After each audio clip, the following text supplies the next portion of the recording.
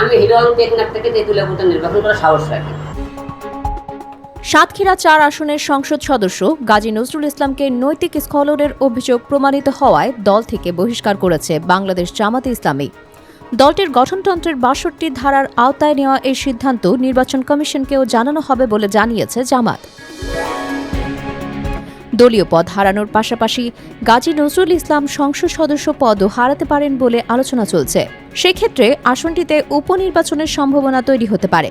আর এমন পরিস্থিতিতে সাতক্ষীরা ৪ আসনে উপনির্বাচনে অংশ নেওয়ার আগ্রহ প্রকাশ করেছেন আলোচিত কন্টেন্ট ক্রিয়েটর আশরাফুল আলম ওরফে হিরো আলম।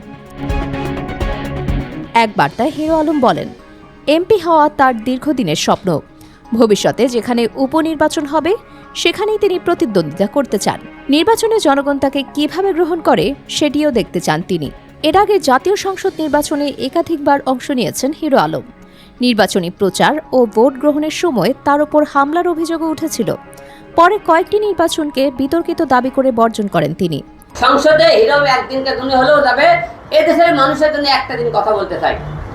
এবার দেখার পালা, আসলে কি সাতক্ষীরা ৪-এর উপনির্বাচনে দাঁড়াচ্ছেন হিরো আলম, নাকি শেষ পর্যন্ত বক্তব্য দিয়েই তিনি ক্ষান্ত থাকেন। ডেস্ক নিউজ, অগ্রযাত্রা প্রতিদিন।